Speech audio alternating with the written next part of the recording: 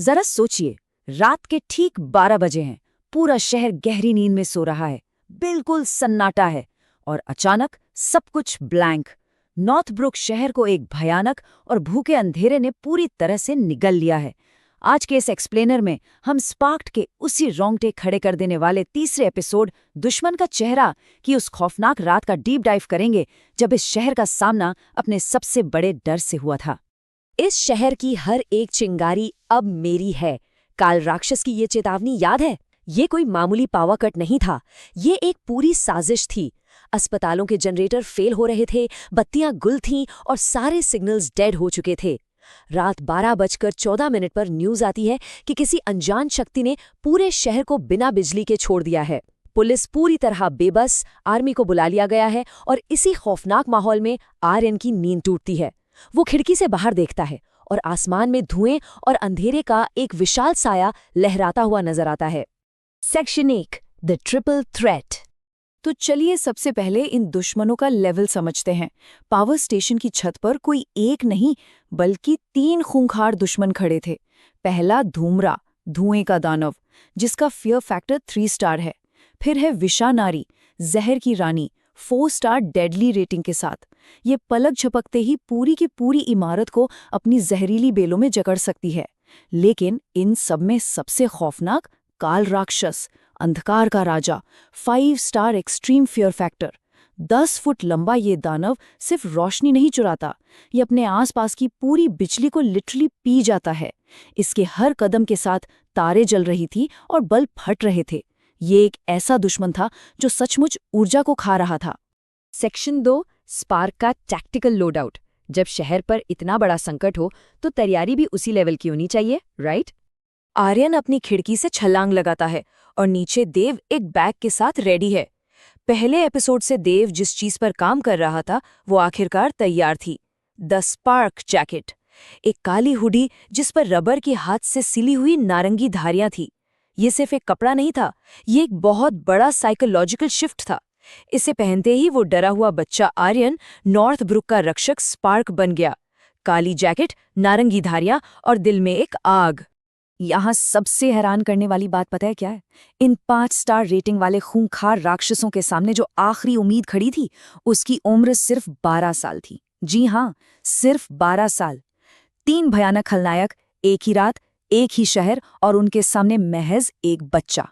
अगर लॉजिकली देखें तो सारे आंकड़े पूरी तरह से आर्यन के खिलाफ थे। Section 3, combo unlock, volt cyclone. Spark पीछे हटने वालों में से तो था नहीं। पहली लड़ाई शुरू होती है धुमरा के साथ। धुमरा हंसते हुए आर्यन का मजाक उड़ाता है कि उसे कोई छू भी नहीं सकता, और टेक्निकली वो सही भी था। आखिर धुएं को मुक्का कैसे मारोगे? यहीं पर स्पार्क का पहला टैक्टिकल मूव सामने आता है, वोल्ट साइक्लोन। देव की रिसर्च यहाँ काम कर गई। आर्यन एक हाथ जमीन पर और दूसरा हवा में उठाकर जमीन की बिजली को तेज हवा के साथ मिला देता है। बिजली और हवा का ये नीले रंग का बवंडर एक कमाल का फॉर्मूला साबित होता है। ये धुमरा को सीधे एक काली बर्फ की ठोस सिल्ली में जमा देता है। दूर खड़ा देव खुशी से उछल पड़ता है, बिल्कुल कॉमिक बुक स्टाइल में। Score spark 1, villain 0। Section 4, combo unlock, ground surge. लेकिन भाई, जश्न मनाने का तो टाइम ही नहीं था। पास की एक इमारत में विषानारी अपनी खतरनाक जहरीली बेलों से पूरे अस्पताल को जकड़ रही थी। अंदर मासूम मरीज और बच्चे फंसे हुए थे। एक बेल काटो तो 10 नहीं निकल आती थीं। ऐसे में स्पार्क एक मास्टर स्ट्रोक खेलता है, ग्राउंड सर्ज। जमीन की नमी बिजली की सबसे अच्छी दोस्त होती है। आर्यन पेड़ की जड़ पर हाथ रखता है और बिजली का करंट सीधे नमी के जरिए तने से होते हुए शाखाओं तक भेज देता है। एक ही झटके में सारी बेलें एक साथ जलकर राख हो जाती हैं और विषानारी बेहोश। अस्पताल के अंदर से बच्चों की तालियों की गूंज बता रही थी कि निशाना बिल्कुल सटीक लगा था। सेक्शन 5, द फाइनल बॉस, काल राक्षस। अब असली चुनौती शुरू होने वाली थी। पावर स्टेशन की छत पर अब स्पार्क के सामने था फाइनल बॉस, काल राक्षस। 10 फुट का वो दानव अपनी लाल अंगारे जैसी आंखों से घूर रहा था और उसने आर्यन के चारों तरफ का अंधेरा अपनी तरफ खींचना शुरू कर दिया। स्पार्क की अपनी बिजली कमजोर पड़ने लगी, उसका शरीर ठंडा पड़ रहा था। काल राक्षस सीधे आर्यन की एनर्जी चूस रहा था। जब सब कुछ खत्म होता दिख रहा था, तब नीचे से देव की एक चीख आती है, रुक जाओ, लड़ना बंद करो, सोचो।